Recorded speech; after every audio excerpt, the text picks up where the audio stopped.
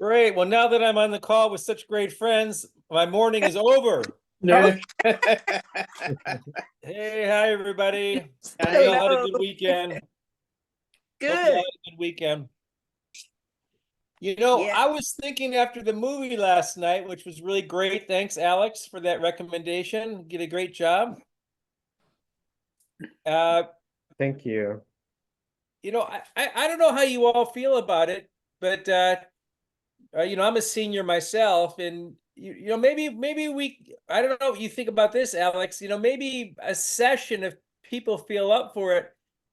Sharing maybe some of the traumas of our lives and how we got through it. The wisdom that each of us used to get through it. Um, It's almost like a fingerprint. Each of us maybe did different things to get through it, and other folks can learn from it. The younger folks. yeah, I responded to your text, so just make sure you take a look at it. But I think, during, our more social hours, especially like our morning show and stuff, that's when, our seniors host and are really able to talk about those things. And, we also just do that during our sessions because we explore a lot of context and history when we, cover our sessions are a lot. So we have opportunities a lot to speak about that specifically. And, it is a great topic, but we just want to make sure we, have a really, positive outlook in a way on it. Right. That That's way, the other side of it, it's, right? it's, So maybe sharing the joy, our greatest joy as well. Maybe others our so greatest joy. it's a great idea. So maybe we'll incorporate that into maybe one of our future events. But thank you for the idea as well. Well, thanks, Alex. All right. Well, hey, welcome everybody. So let's jump in where we usually do. So I'm going to share my screen, and looks like this will stop sharing. Hold on. There you go. I'm not sure what that is. I was sharing my screen, Lou, to show the flyer. Okay, is that what it was? Yeah, so All you're right. Well, So you here took we off the are, lines, folks. huh? Here we are again. And let's make sure our TVs and cell phones are silenced to the best of our ability, and just to make sure if you're muted or not, okay? Really appreciate that. Thanks, Alex. Okay, I'm going to share again. And let me just make sure I share the sound this time. And I'm going to share where we are here. Okay, so here we are at the Department of Aging and Community Living, about to take our trip to India, of all places. Well, that's going to be a complex plane ride, I think. So let's jump in the metro, go over to Union Station, jump on the metro. I'm gonna zoom out a little bit so we can cover more ground a little faster. So like virtually all distant destinations to foreign countries, we're gonna leave out of Dulles Airport, take the Silver Line, go all the way out to Dulles Airport. Should be around here someplace. All the way out to Dulles Airport. Where is that Dulles Airport? There it is. Okay, and then we're going to take off. Now, here's another complex question. Which direction do we travel to go to India? This is a tough one. Ooh. Our pilot said, which way am I going to go? It's almost East. exactly the opposite Go side. east. So it might not even matter. So let's see if we can. Go east. So if this is the world, I'm going to try tipping it over so it's exactly the opposite side of the world. Well, it won't allow us to do that. But let's see if we can see the exact Well, look at that. India is exactly on the opposite side of the world. So our pilot's just going to fly right over the pole. He's going to go right over Greenland, over Antarctica. I don't know if Russia would be too happy about this. He won't. Yeah, you got to watch those surface-to-air missiles, dodging some surface-to-air missiles, going down and landing in India. So probably the city that most planes land in is Mumbai. India is very United States like. And when I say that, I mean it's full of really different geographic areas. Just like the West Coast is different from the East Coast and the Southwest is different from the Northeast. India has that much variety geographically and even more variety ethnically. I think they speak 26 languages, and It's an amalgamation of all kinds of different cultures, all sort of glued together by one of their major leaders a number of years ago. So it's a fascinating place to go. It's at one of the top, probably the top place on my list of countries that I'd like to visit myself. I've never been there. And so it's probably top of my list. So before we go any further, I'm going to stop sharing for just a moment, and then we're going to jump into our video. So just a moment. And so this video goes really fast. We have to really pay attention. The other videos were just too long. I couldn't play them. So here we go. Hello, everyone.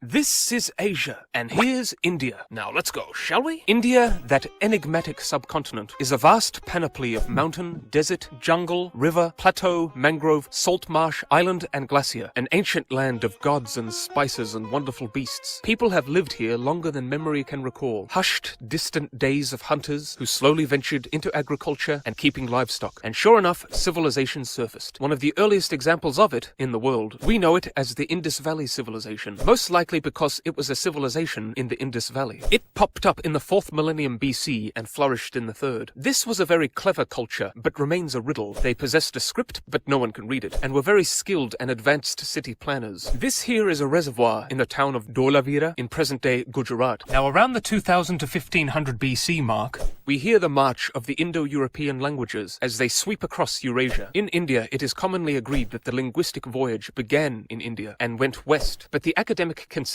believes the language family was introduced. In any case, the Indo-European language here developed into Sanskrit, and it is from the sacred literature written in Sanskrit, the Vedas, that the next age in India's history gets its name. The beliefs encapsulated in the Vedas would go on to strongly shape the religion we now call Hinduism. Around 600 BC, we spot the rise of rival states and kingdoms in the north called Mahajanpadas. It was in one of these regions, namely Magadha, that an aristocrat called Siddhartha Gautam sought and attained enlightenment as the Buddha. The 500s BC saw the Persians invade and subjugate the Indus Valley. This frieze depicts an Indian bringing tribute to the Persian king. The Persian presence was ended in 326 BC with the arrival of Alexander the Great, who gobbled up the Persian Empire and wanted to go further despite the complaints of his homesick troops. After winning a battle around the Punjab region, his soldiers finally compelled him to go back. Had he gone further, he would have met the forces of the Nanda dynasty. But no time to talk about that. It's already been conquered by Chandragupta Maurya, who founded the Maurya Empire around 322 BC, which was the first state to unify most of India. Why didn't it take the south bit? I'm very glad you asked. Anyway, the empire reached its peak under Ashoka, one of India's most celebrated leaders. He conquered the Kalinga state around 261 BC, but was so horrified by the resultant bloodshed that he abandoned the sword and embraced Buddhism and set up edicts all over his empire, proclaiming his newfound beliefs, including kindness towards both humans and animals. Ashoka traveled through his domains and sought to do as much good as he could, building many hospitals to care for the sick. After Ashoka, the empire weakened and ended up splitting into separate, squabbling kingdoms. India's north reclaimed some unity in the 3rd century with the rise of the Gupta Empire. It was not as peaceable as the Maurya state, but was far more accomplished in art and architecture. Indeed, with its impressive sculptures and temples, the Hindu world had never looked so good. The ancestor of the game of chess was invented, and Indian scholars made advances in science and mathematics. But we should probably take a moment now to talk about the fourfold division of Hindu society, the caste system. Simply put, at the top were the Brahmins, who were the priests. Next were the Kshatriyas, the warriors and rulers. Beneath them were the Vaishyas, merchants, farmers, landowners. And at the bottom were the Shudras, servants and menial laborers. But below everyone were the untouchables, societal outcasts, considered too disgusting to associate with. Sounds like politicians. When the Chinese monk Fa Shen traveled to India in the 5th century, he noted how untouchables had to beat a piece of wood to warn others of their approach. watch so they could leave and not be contaminated by their presence. The Gupta age ended after being weakened by invading Huns, and India was once more split into smaller states, just as the south had been all along with its rival dynasties, the Chera, Chola and Pandya. The 7th century saw the peak of the Pallava kingdom, which was crammed full of consummate craftsmen constructing marvels out of stone, like this stately granite temple built by the Bay of Bengal. They were continuously at war with their neighbours, such as the Chalukyas, themselves skilled architects, and finally fell to the Tamil Chola in the 9th century. This Chola dynasty was a maritime power that flourished under Raja Raja I,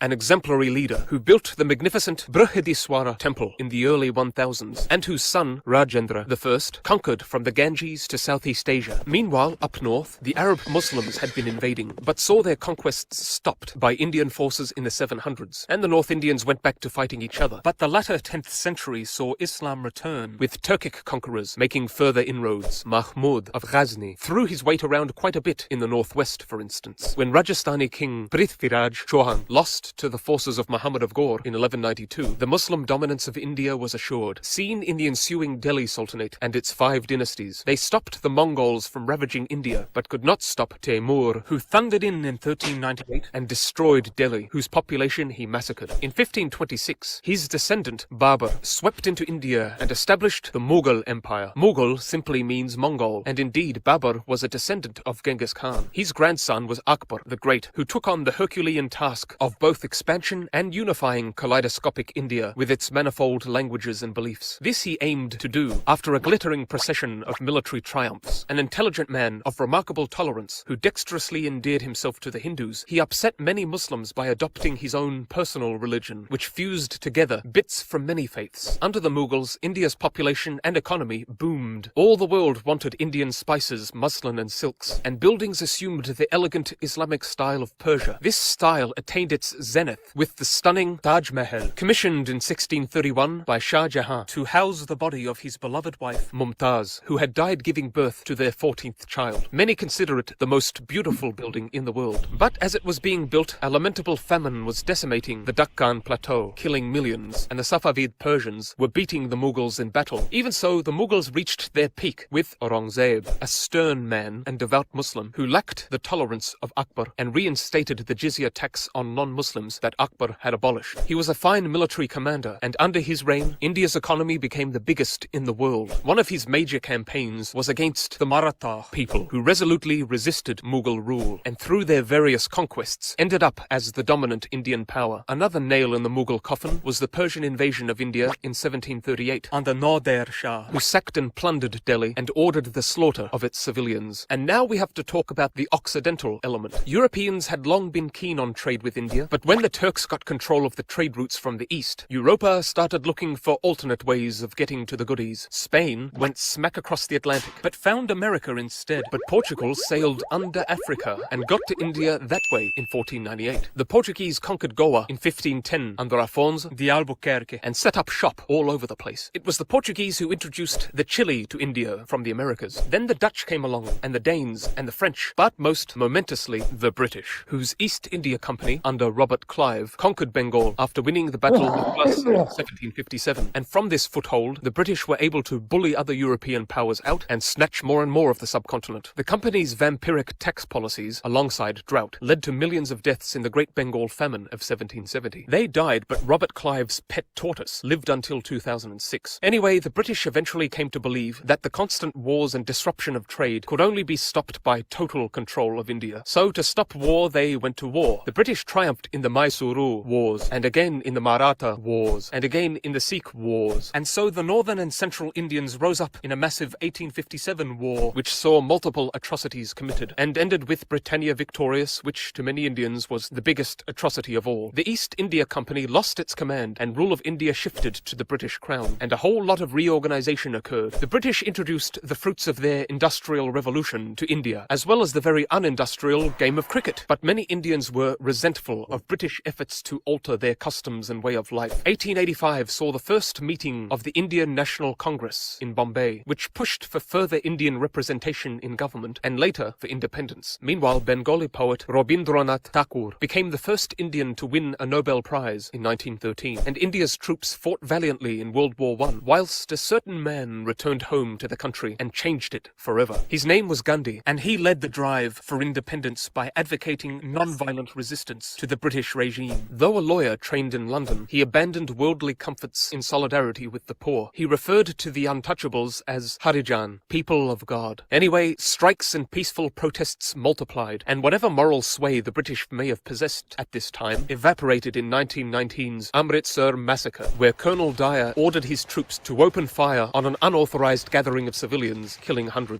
After World War II, India finally achieved independence in 1947 with Jawaharlal Nehru as first Prime Minister. But celebrations were subdued by the land's division. Pakistan was created for the Muslims, much to the displeasure of Gandhi, who wanted Hindu-Muslim coexistence. During the bitter partition and population exchanges, fighting broke out and hundreds of thousands, perhaps even millions, were killed. The two countries soon went to war over Kashmir, a dilemma that still persists. Independent India faced multiple challenges. It got Goa back from Portugal, but then China invaded and beat India in a war over land here. Then there was another war about land, when the Bengalis of East Pakistan sought independence as Bangladesh. Pakistan attacked Indian air bases, but the efficient Indian retaliation led to a swift victory and Pakistan's surrender. The Prime Minister at the time was Nehru's daughter, Indira Gandhi, and under her leadership, India became a nuclear power. Her offensive against politically opposed Sikhs caused resentment, and she was assassinated by 2 Sikh bodyguards in 1984. This in turn saw random Sikhs attacked and killed in riots. After struggling for decades, economic liberalization in the 1990s saw India's economy begin to rocket ahead, which it has continued to do. While problems such as poverty and pollution persist in several regions, India has made incredible progress in the last few decades. Wealth and quality of life has increased, and the medium level of human development is inching towards high. And the country's economy is currently 5th in the world, and the nation has taken to IT almost as fervently as it has taken to movies, Bollywood being the biggest film industry in the world. India is one of the most complex of countries, and despite all the terrors and tragedies it has endured, it still has given the world so much in literature, science, philosophy and religion, cinema, sport and food. But most impressively, the man with the longest mustache in the world. What awaits India in the years ahead? Comment below, but for now, bye-bye! Great. Boy, that was fast. That was a lot. Did Too fast. anything jump out at anybody in the history? You know what? Gandhi, he was like the Martin Luther King over there, you know, because he wanted nonviolence, like our Yeah. Martin Luther King. Yes, And then- Martin Luther. And you know what? The Taj Mahal, I thought that was like I don't know what I thought, but I saw that it was a burial place for Oh, the guy's wife, and she had 14 children. I mean, what's the average number of children they have over there? quite a bit. Your place. No junk. 14 but- too many. 14. That's too 14. many. And Gandhi was Martin Luther King's favorite. He followed Gandhi's peace, you know, being Right. peaceful. Right, Thomas? See, Martin Luther King had a hero, and that hero was Gandhi. Was Gandhi, Be- right? Because he wanted to settle things peacefully. Yes, he Right. did. That's why he walked it with peace, And I'm You going to know, tell you something that nonviolent. He I'm going to was. tell you something that I found interesting. That turtle from 1700 lived into the 1900s. Yeah, was that true? Was that just tongue in cheek, or was that No, true? that is No, that's true. true. That's true. true. That is What? true. Yes, That's true. 200 years? more Yeah. than 200. Yeah, they can live up to Wow. That's Yeah, they can live long. amazing. live long. And Well, I it's didn't realize that India had the largest economy in the world in like the 1400s. I mean, that was the economic center of the world. Yes, I didn't know that. I didn't either.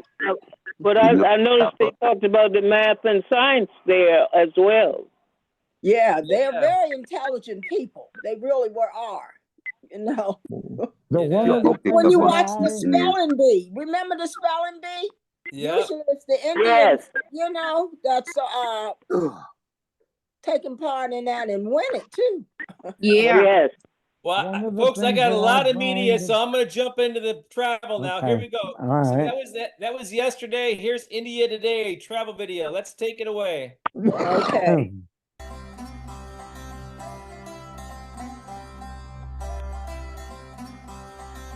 Jenny, you want me to put this on? Can you all see it? India is an Yeah. enormous and Make sure diverse we're muted, destination, you know we're muted or bordered not. by You 7 need to different tell- countries, not to mention the Arabian Sea and the Bay of Bengal, means that there are many different sides to the country. More than 20 official languages, multiple religions, and a variety of cuisines exist within India's borders. To truly experience the breadth of Indian culture and history, travel is key. Here's a look at the best places to visit in India.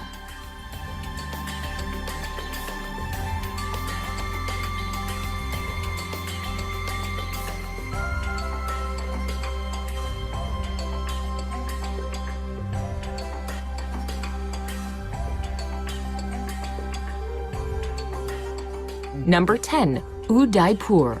The city of lakes, Udaipur glistens romantically on the edge of the desert in Rajasthan. The city is protected by lush hills and is where you can find the mesmerizing Lake Palace in the middle of a tranquil lake. Another captivating sight is the imposing but graceful city palace, along with the Monsoon Palace, which stands out with walls made of gleaming white marble. Explore old temples, walk the winding streets of this fanciful corner of India, and slip into times past inside its ancient bazaars.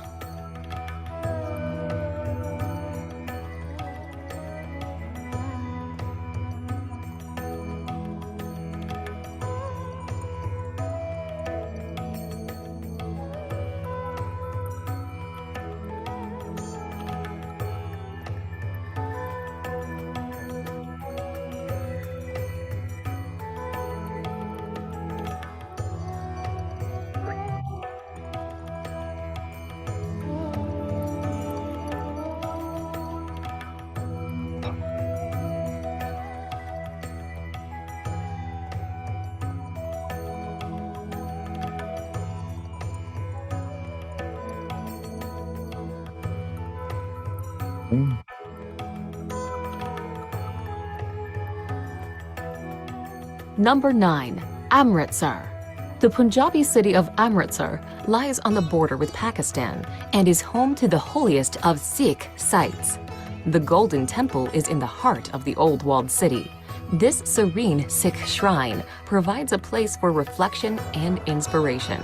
You can tour the Golden Temple regardless of religion, but you will need to show respect by covering your head and removing your shoes. The streets surrounding the temple are a frenetic fusion of people, markets, and activity. Be sure to pick up some traditional goods, such as hand-embroidered fabrics and delicately ornate shoes.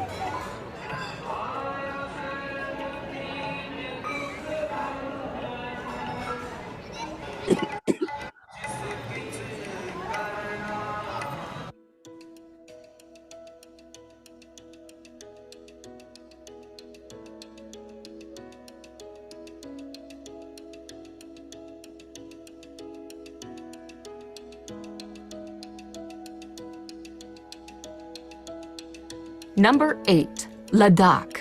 In northernmost India, in the heavily disputed Kashmir region, is the mountainous destination of Ladakh. This region is large, but it has a low population density and a number of nomadic residents. Breathtaking, pristine scenery is a major draw to the area, but virtually all travelers will also spend time in the town of Leh. The town is located at a very high elevation, and it is home to the 17th century palace of the King of Ladakh. Buddhist culture is also prominent in Leh, and you may wish to explore some of the many Buddhist monasteries and temples. Number 7, Goa beaches. On the western coast of India is Goa, a former colony of Portugal that blends Indian culture with colonial influences and plenty of international tourism. Goa is popular largely because of its spectacular beaches. The busiest of all is Kendalum Beach, where travelers from around the world flock to soak up the sun. Anjuta Beach, by contrast, is far less crowded. It is also an amazing place where you can walk to Chapora Fort and admire the sandy coastline from a new perspective. Palolem is considered one of the most beautiful beaches in all of Goa, with its natural bay surrounded by lofty headlands on either side. This is it.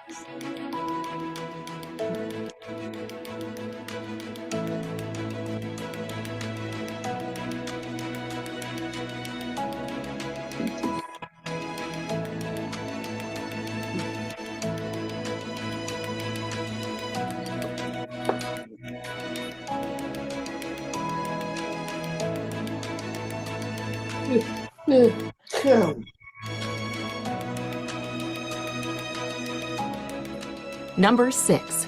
Delhi. If you're spending any time in northern India, you will almost certainly visit the capital city of Delhi.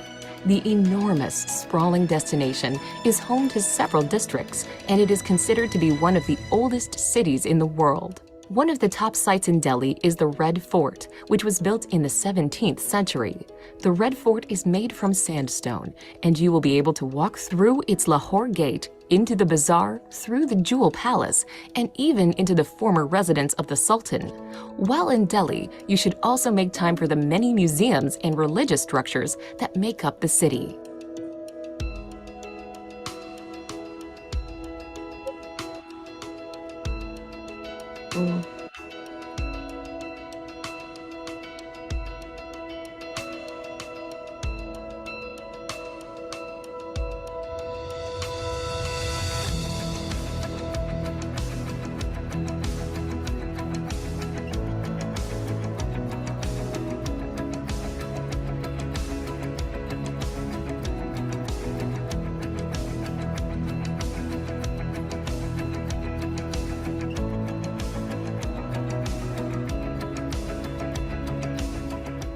Number 5.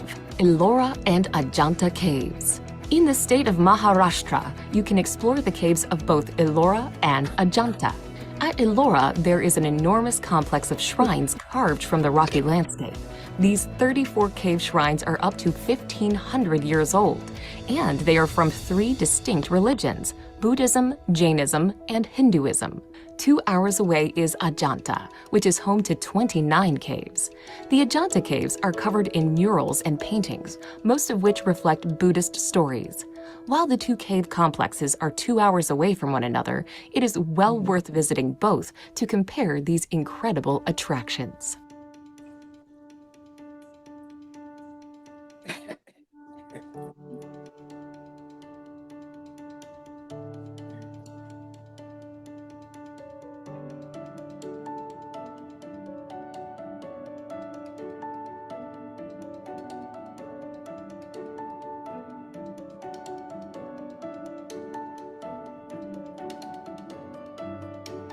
Number 4. Varanasi.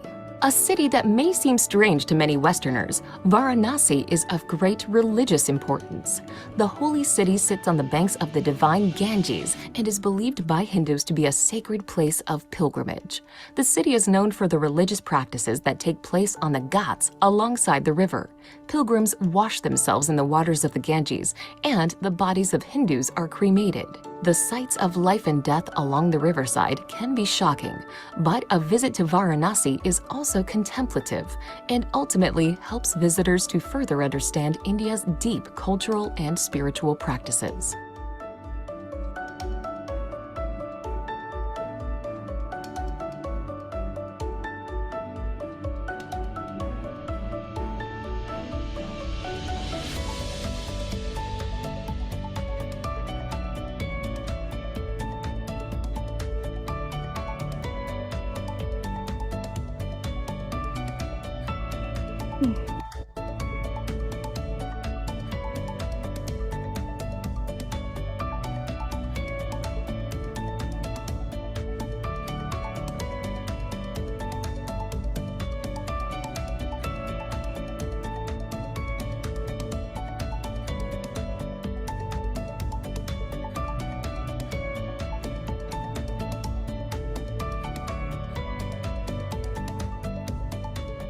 Number 3. Kerala. The southwestern state of India, known as Kerala, is a place of tropical beauty. Palm trees, white sand beaches, and ecotourism are all big reasons to explore the region. Besides its famous backwaters, elegant houseboats, and temple festivals, Kerala is also home to the Thekadi Tiger Preserve. The hub of Kerala is the city of Kochi, where you can see the local fishing industry thriving along with modern high-rises and colonial architecture.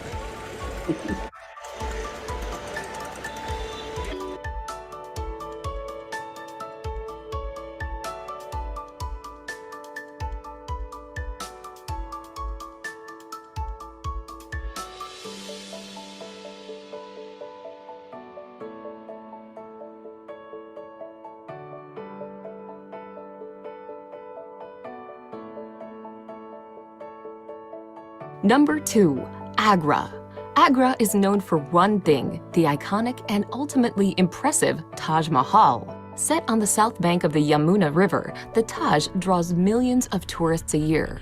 Built by an emperor as an extravagant memorial to his wife, the mausoleum's porcelain white marble is an emblem of romance and adventure.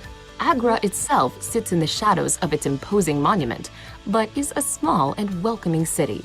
The ancient Mughal-era Agra Fort is an attractive spot to visit. Peer over the walls and catch your first hypnotizing glimpse of the Taj.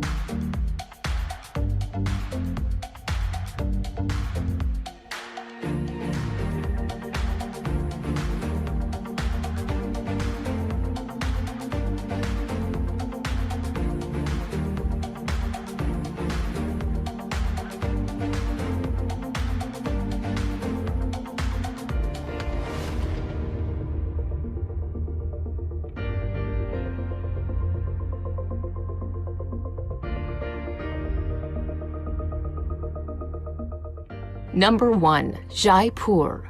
The pink city of Jaipur is the capital of Rajasthan and is where you can find the beautiful Amber Fort, a sprawling, stunning complex set in the hillside overlooking a lake. Located just outside of the city and built in 1592, the grandiose citadel was also a palace for some time, but is now an impressive tourist attraction.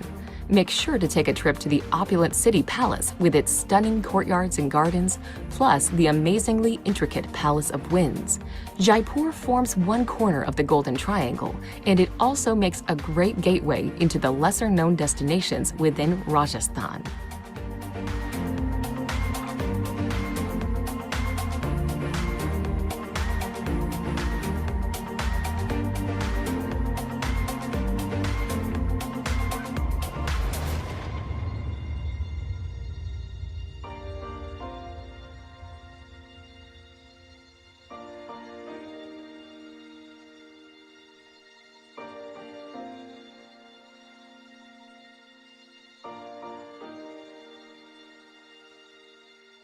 All right. Well, what'd you all think? It looks like Gloria Duckett's got her hand waved. Gloria? Okay, I want to say that I noticed that quite a bit there. We can associate it here, like the monuments. You know, then they talk about the palm trees, palm leaves, and how now, you know, here we're doing a lot of cremating of people when they pass, and also I noticed how they mentioned about the religion on that was on number 4, I think, and then I noticed that they talked about the museums there and what have you, like we here. So we're sort of we can kind of look at what they're doing there. We can almost compare to what we're doing here in DC. Well, thank you for sharing that. That's wonderful. Right on. And any other comments from others?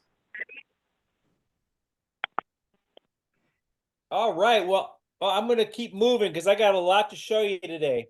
Well, we got another hand up. Who is that? It's down now. Bridget, did you want to share something? Or I think Yeah, you- I was very impressed that they are making an effort to do in Kerala.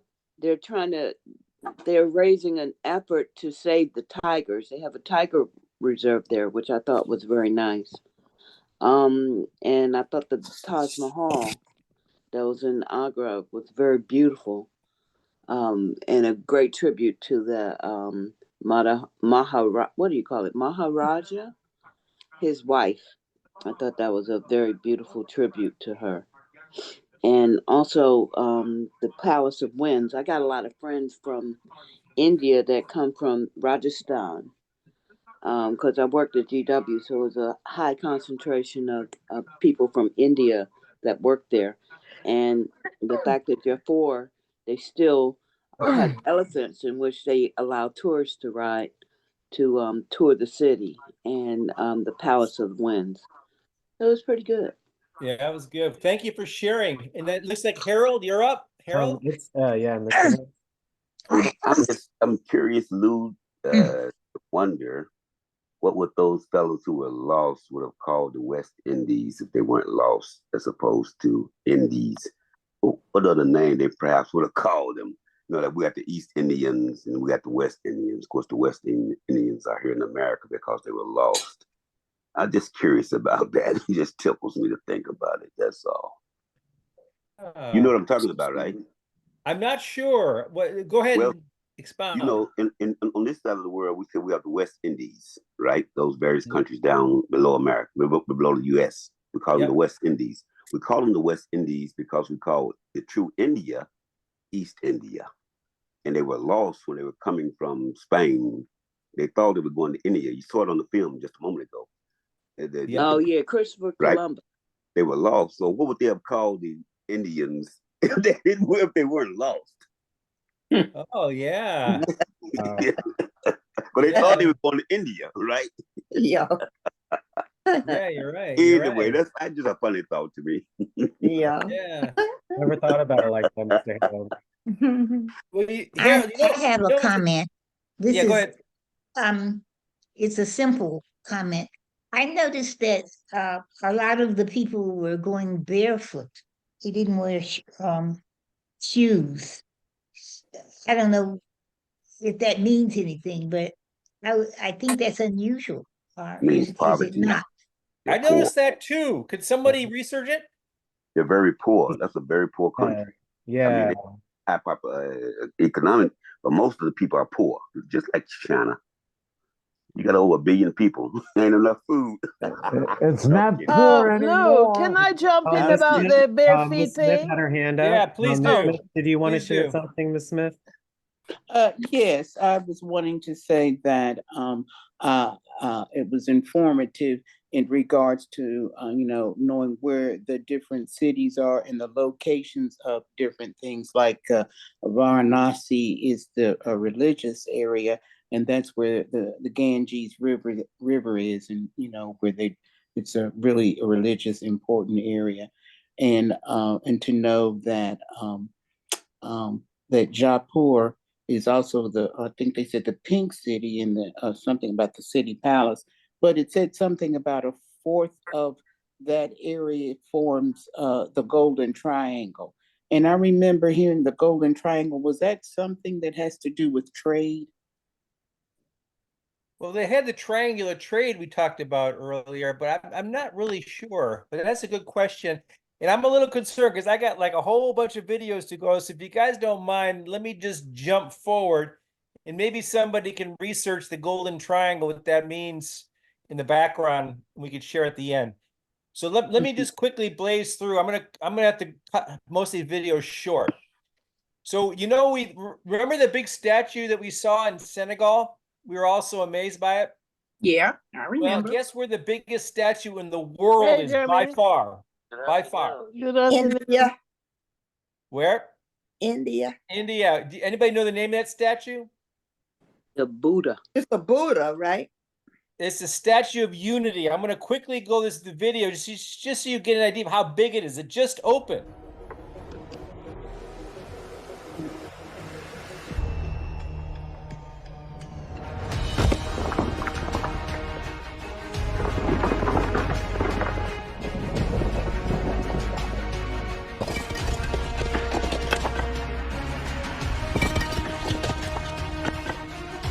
Let's jump ahead. I'm jumping ahead. So the statue in the African Renaissance was 50 meters, 52 meters. So you can see these are bigger than that one in Africa. Right. Getting bigger, getting bigger. Here's the Buddha. It's almost twice as big. Statue of Liberty is only 92 meters. It's about 300 feet. Getting bigger. Getting bigger.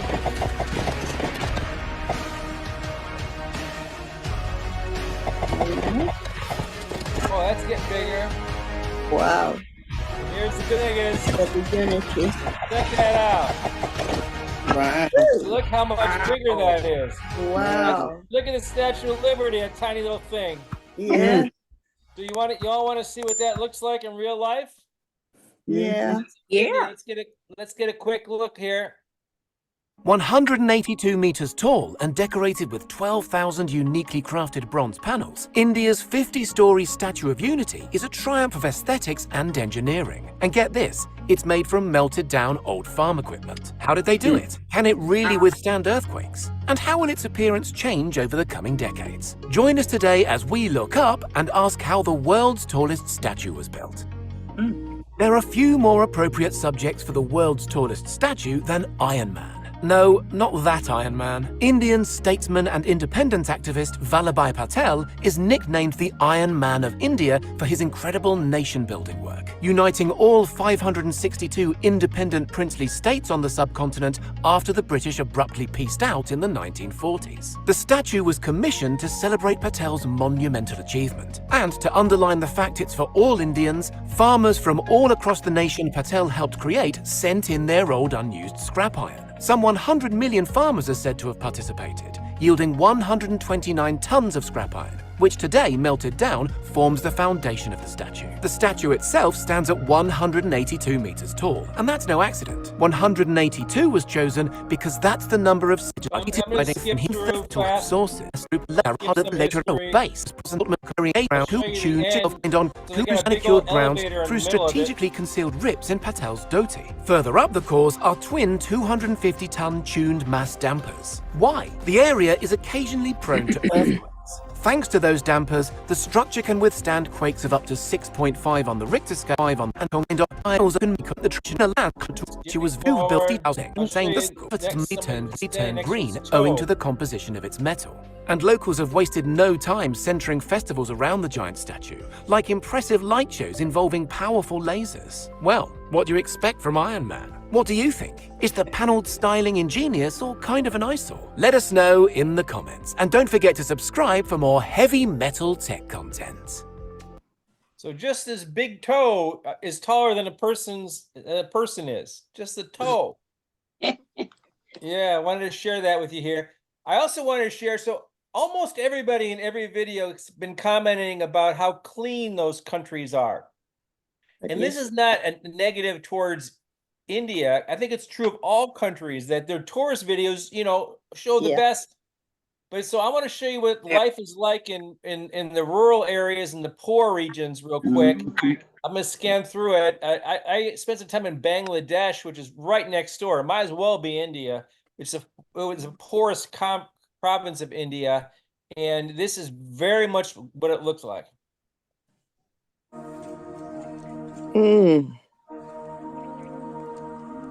This is India. In the poor rural villages, this is a tremendously large percentage of the people live this way. 25% of the country is illiterate, can't read or write.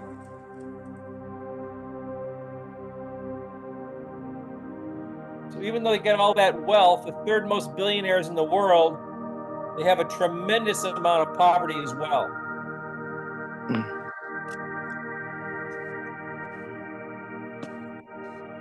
But look, it's still clean.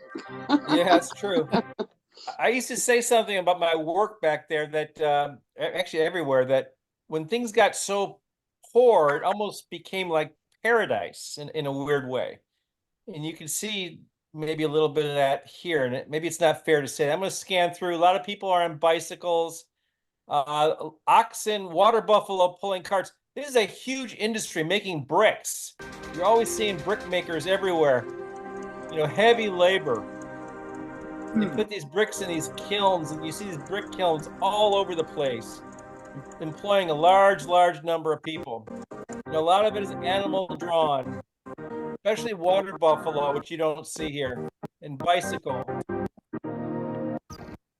So this is more like what the rural life, what life in the poor is like, and a lot still live in rural. There's a water buffalo right there. That's a small one. These animals are massive, huge. You would think that if they're making all those bricks, they would take out time to maybe make a kiln in their own village and make their own bricks for their own homes. I would think. Yeah, that's a good point. And these kilns are in the small villages. They're all over in the small villages. Yeah, so I they wanted to show you their sorry, own bricks for their house. Yeah, that's a good point. All right, so when you have that much wealth and that much poverty in a pretty, confined area, what you get out of that, which is really sort of interesting, what you get out of that is harnessing the disparity in wages, right? You can harness that, generate profits out of the disparity in wages. So can you name 2 industries that harness profit out of the disparity in wages? Scamming people over here. I'm going to give you a hint in this video. Sweatshops. I'm going to give you a hint. Pooja is just 3 months into her first job. Technology. Teleworking. She currently has the role that is most commonly identified with Anybody the ever BPO call a industry. support desk when you're Answering talking to calls from somebody in abroad India? and handling issues. Yes. Technology. They do a lot of To any joint. Yeah, we get a call every morning from India. Somebody in India. Indian mindset is about. So what that's doing is that's harnessing the difference in wages. That there's so many poor people who speak English because English is the primary language. That they harness them in these BPO industries. And I'm going to give you my impression of a little bit of history. During the Clinton era, our country had a budget surplus during a short period of time. That was when the technology boom, really took hold in America. And it looked like we had the tiger by the tail, right? We were more efficient. We were technologizing so fast. And it looked like we were looking at budget surpluses, till eternity. But all of a sudden, this new paradigm came out of BPO, of outsourcing, where all of a sudden the countries in lower income countries like India, like the Philippines, like China, a lot of that business and jobs and BPO started moving over there, and then the floor fell out for us. That's my testimony, having lived through that whole era. Yeah. BPOs, but then it's completely wrong.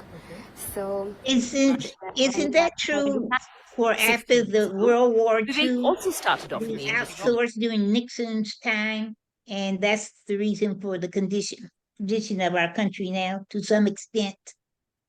Could be.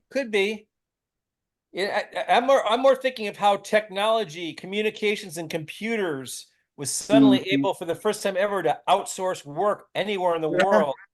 That didn't exist before the late 1990s. And they found it cheaper. The U.S. found it cheaper to outsource work because they didn't have to pay them. They paid them pennies on the dollar. So that's what these call centers look like. You want to see what they look like out there. Revenue See that right there? It's really built typical. around complex transaction processing and back The labor. But now Okay, so that's one way when you have a disparity of wages. Give me another one. Sweatshops. Oh man, I got a good crowd today. That's right. That's right. That's Someone right. said I'm gonna that- give you a hint on someone this said one. that before, too. So here, have a look at this right here. when the Rana Plaza garment factory collapsed in April 2013, killing over 1,000 people, Y'all it remember seems this? certain the fashion industry would change its treatment of low-wage workers within its complex and sometimes hidden supply chains. But a decade later, much of the work that began after the collapse remains to be done, not just in Bangladesh, but throughout South Asia, Latin America, and Africa. Conditions in Bangladesh have improved, but only about half of the country's estimated 4,500 factories moved, but only about half of the country's estimated America and Africa. Conditions in So I worked in the garment industry in Honduras and El Salvador, and this is exactly what it looks like. And the plight of the poor, it's really a trap. What happens is the rural poor go into the city, sometimes traveling 2 hours each way to get these jobs that are just pay them just enough to, relieve starvation. But they worked so hard and for so long that they're unable to improve themselves. So to avoid starvation, they have to get these jobs, but they never have enough time left in their day to improve themselves. And it becomes a trap. And it was really remarkable I remember going to downtown San Salvador where they had these factories. All the big names were there. I mean, North Face, Under Armour. They're sewing those clothes away like crazy. I couldn't believe it. Yes. And so just wanted to share that with you that harnessing the disparity in wages happens big time in India. And really all over the world. It also, I was going to say, it also happens in China and Korea and Taiwan as well. Yeah. Yep. Bangladesh. So look at the label of your clothes, It says Bangladesh on it. You can guarantee it's made in something like this. India, El Salvador, San Salvador, Honduras. And there's a big outcry about this. Remember Patty, it was Kathy Lee Gifford made a big outcry about this. And things started to move forward, but it's still a long way. That's what this video is all about. So let me see. So I think I may have gotten through it. How are we on time? Oh my gosh, Alex has been pressuring me about going over. Yeah, So I think we're ready. I think we're ready for trivia, folks.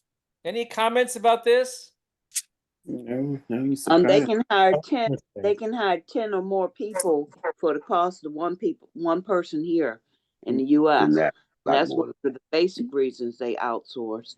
And also, it was an economical thing where the environment. It was an environmental thing too.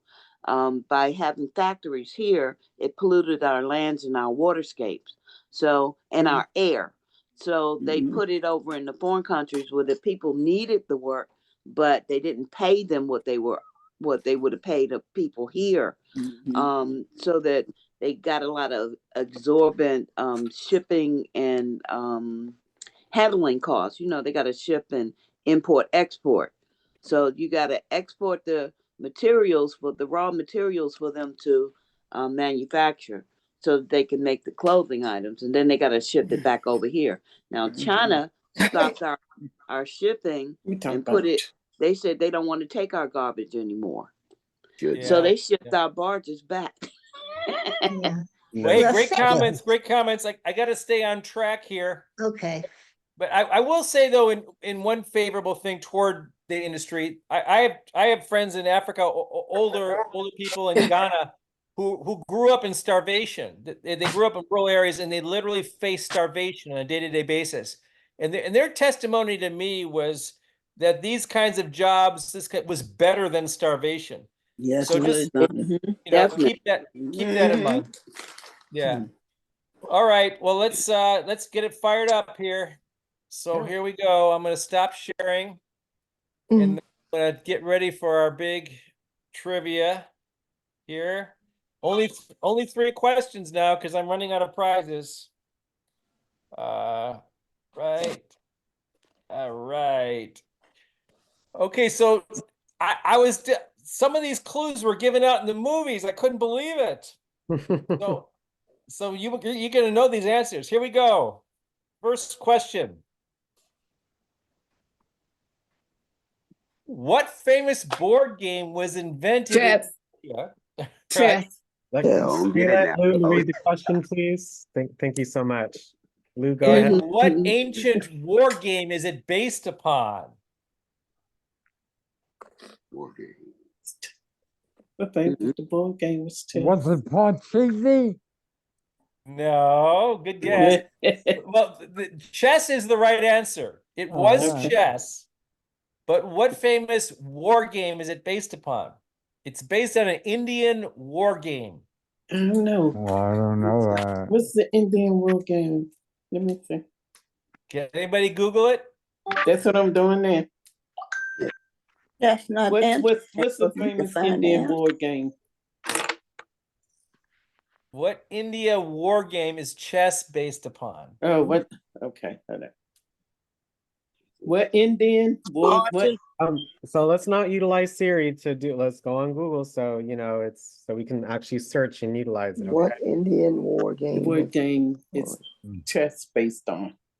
According to Compass Games, blood on the Ohio 7. Chaturanga? I think that's it. Yeah, who got I can't that? pronounce it. Woo! Good job, Miss Melanie. Would you like a necklace or a bracelet?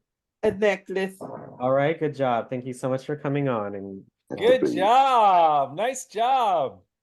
All right, next one. Here we go. What are the names of the seasons in India? What are the names of the seasons in India? you know what, just if you know the answer, you can, I'm looking at the participants list. Siri, what's the names of the seasons in India? Dry season, wet season. In the Hindu calendar of tropical, That's Santa. there are 6 seasons, a ritu, that are calendar based in the sense of having fixed dates. Santa, spring, Monsoon. Grishma, Do summer, not utilize Varsha, Siri, so that way we can, you know, all You try to wouldn't pass a test. touch, please. Spring, summer, autumn, This winter. answer is from Wikipedia. So I don't need to. I think I heard the answer on Siri. But I don't know if Yes. that counts. Siri gets a necklace. It says Santa. Autumn, The- summer, yeah. spring, monsoon. Mm-hmm. Autumn, summer, spring, pervert- monsoon. What else? Season. Monsoon. Atlanta, The Saga, dry season. Saradi, and Shirara. Pre-winter. Oh, Winter. Pre-winter. Oh, this is a hard one, Lou. There's the 6 spring. seasons. It's summer. It's Shaw's monsoon. winter. I think I hear the answer, but multiple people are saying it, and it's in Right. fragments. Share is winter. I gave it to you on online. It's Vasanta, which is spring, Grashima, which is summer, Varsha, monsoon, Monsoon. autumn, Hermantha, early winter, and Barishma. Hira. All right, I think you got it. That was All whoever right. was speaking there. I think they got it.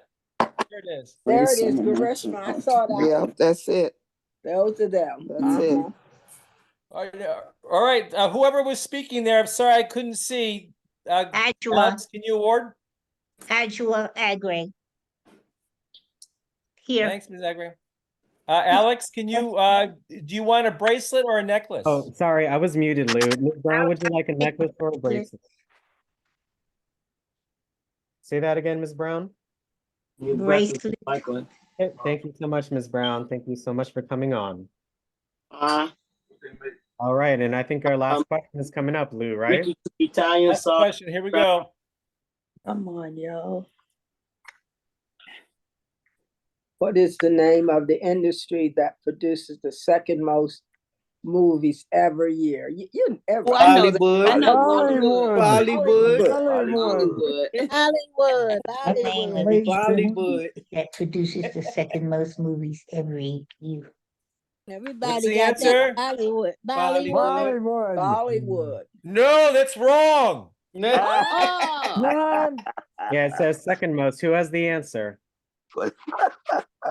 The second Indian. most- The Indian what is the cinema. name of the second most The industry? Chinese industry. Oh, What is the name of the industry that produces the second most movies every year? China. Hollywood. No. It's The China. film industry. Filming. It don't say What is it? Heavy industry includes Nollywood. iron and steel and machine building. Hollywood. Is What it is the name T? of the industry that Chinese produces the film second industry. most movies ever What is the in name India? of the industry that The tea produces the industry. second Oh, most Chinese movies every Chinese year? film industry. it's not Anybody know? Nollywood, is it? It says Hollywood. Oh, who said Most that? Who said that? I industry. said Most It was Hollywood industry. Ann. for the Ann. longest. Ann said it. Good job, Ann. I said Bollywood. Hollywood. Hollywood. Hollywood. Bollywood Not, is not one. Bollywood, Hollywood Hollywood. is number Don't one. give Yeah. him the I thing. Yeah, have had man. my Bollywood hand is up when and I've Hollywood been Yeah, is would you saying like Hollywood. a brace? Yeah, we learned in the video Bollywood was number one. So Ann, good Right. job. Would you like a necklace or a bracelet? I was looking for number two. A That was necklace. a trick Oh, thank you. question. That was a Thank you good so trick. much, Ann. Really Lou. appreciate That was it. good. Thank Lou. you. No Hello? problem, Ann. Yeah, yeah, Lou August. Well, and Lou. yeah. I'm here. Yes, I've been saying Hollywood for the longest and had my hand up. Oh my gosh. Oh, Well, I'm sorry. Give it to her. Hey, Yeah. and you're so well, you cute. know, the more folks that we get on the call, it's going to be a little harder. So that, you know, next time, let's make sure not to utilize, you know, Siri or any voice assistant because we just cannot hear anything. So, you know, just use your Safari skills and you know, if you would like, but you know, hopefully a lot of you Yeah, have that's true. surprised us with the trivia. So just keep that in mind when we're on Zoom together and our sessions grow. Okay. Are we supposed to Okay. raise our hands? Well, whoever said it first, if we're all in agreement, let that person have it. I'm not sure who said that. I think It's everybody's Torgy supportive. Smith. I Yeah. I guess thought she was saying Bollywood. That's why I kept saying Hollywood, but I nobody. said Hollywood because Bollywood was first. Yeah, That's Bollywood in was first. India. Yeah. Yeah. So can we all agree on who got the number one? Like, number, who was first? And say, give it to her. The young lady who yeah. spoke So out. Yeah, is give that it to okay her. with you, Ann? Because I'm Okay, not good. for arguing about nothing.